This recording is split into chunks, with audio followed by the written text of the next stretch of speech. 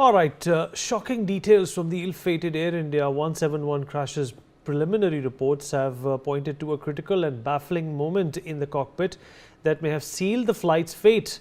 Investigators have revealed that just 10 seconds after lifting off from Ahmedabad, both fuel control switches of the aircraft's two engines were inexplicably moved from run to cutoff 1 second apart, starving the engines of fuel and sending the plane into a catastrophic loss of thrust. The switches were flipped back to run, but it was too late. The aircraft plummeted, unable to recover. Cockpit voice recordings capture a moment of sheer confusion, with one pilot asking, "Why did you cut off?" and the other responding, "I did not," suggesting neither believed they toggled the fuel control switches. Fuel switches are switches that regulate fuel flow into a plane's engines. They are used by pilots to start or shut down engines on the ground, or to manually shut down or restart engines if an engine failure occurs during a flight. And aviation experts say a pilot would not be able to accidentally move the fuel switches that feed the engines, but if moved, the effect would be immediate, cutting off engine power.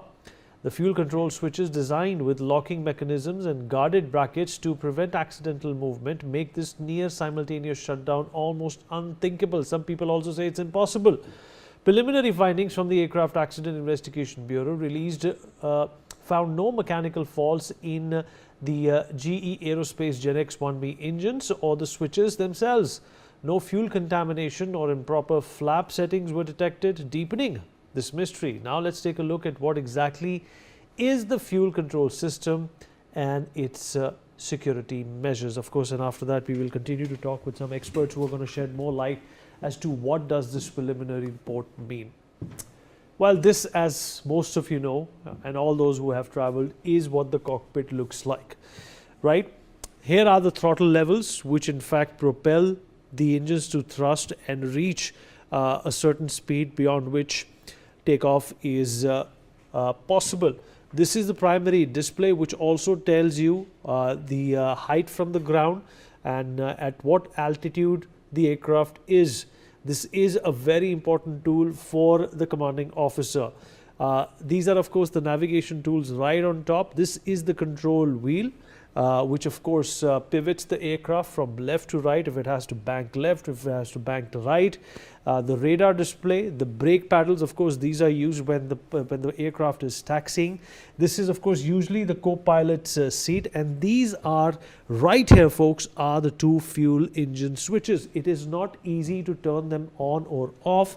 From what I have known, I'm not a pilot, from what I have read and what I've heard as well from aviation expert, and including Mr. Rajiv Pratap Rudy, who gave a press conference just a few hours ago, that these switches need to be pulled out, they need to be moved to an angle, then rotated, and that's exactly when they are able to be cut off. So doing something like this is probably going to take a pilot a few seconds, and there are two of them. And according to the preliminary report, both the engines, in fact, had the fuel supply cut off. How is it possible that something like this transpired?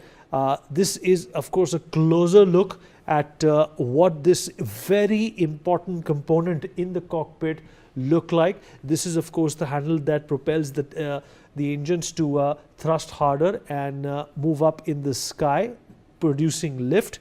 And this is, of course, is a system which is based on a stop lock mechanism, because you do not want to accidentally flip it, you do not want to accidentally switch it off, because this is the primary reason why an aircraft is in the skies, because of the thrust. Now,